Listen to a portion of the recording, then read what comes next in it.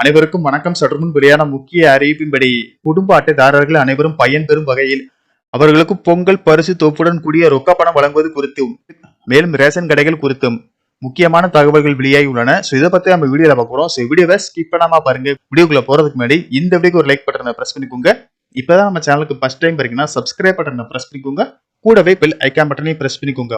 தமிழர் திருநாளாம் பொங்கல் பண்டிகை ஜனவரி 14ஆம் தேதி கொண்டாடப்பட உள்ளது. இதனை ஒட்டி பொங்கல் பண்டிகை சிறப்பாக கொண்டாட அனைத்து அரிசி குடும்ப அட்டைதாரர்கள் மற்றும் இலங்கை தமிழர் மறுவாழ்வு முகாம்களில் வசிக்கும் குடும்பத்தினருக்கு தலா 1 கிலோ பச்சரிசி, 1 கிலோ சர்க்கரை, ஒரு முழு கரும்புடன் கூடிய பொங்கல் பரிசு தொகுப்பு வழங்கப்பட்டு வருகிறது. இதை தவிர இலவச வேட்டி சேலைகளும் வழங்கப்படுகிறது. ஆனால் இந்த ஆண்டு ரொக்க பணம் வழங்கப்படவில்லை. கடந்த சில ஆண்டுகளாக ஆண்டுதோறும் கொண்டாடப்பட்டு வரும் பொங்கல் பண்டிகை முன்னிட்டு குடும்ப அட்டைதாரர்களுக்கு பொங்கல் பரிசு தொகுப்புடன் கூடிய ரொக்க பணம் வழங்கப்பட்டு வருவது வழக்கம். ஆனால் இந்த முறை ரொக்க பணம் வழங்கப்படாதது பொது மக்களிடையே மிகப்பெரிய அதிர்ச்சியை ஏற்படுத்தி உள்ளது. இதன் காரணமாக ரேஷன் கடைகளில் குடும்ப அட்டைதாரர்கள் பொங்கல் பரிசு தொகுப்பை வாங்க ஆர்வம் காட்டவில்லை. இந்த ஆண்டு பொங்கலுக்கு ரொக்கம் வழங்கப்படாததன் காரணமாக பல்வேறு கட்சி தலைவர்கள் எதிர்ப்பு தெரிவித்து வருகின்றனர்.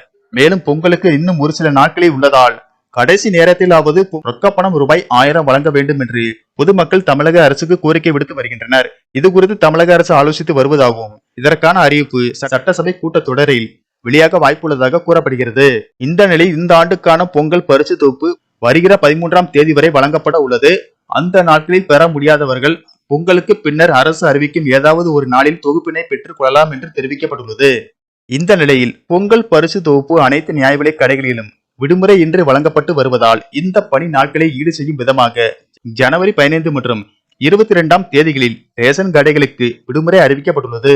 மேலும் பொங்கல் பண்டிகைக்கு இன்னும் ஒரு சில நாட்களே இருப்பதால் தமிழக அரசு குடும்ப அட்டைதாரர்களுக்கு ரொக்க பணம் வழங்குவது குறித்த அறிவிப்பு விரைவில் அறிவிக்கும் என்று எதிர்பார்க்கப்படுகிறது. நன்றி, வணக்கம்.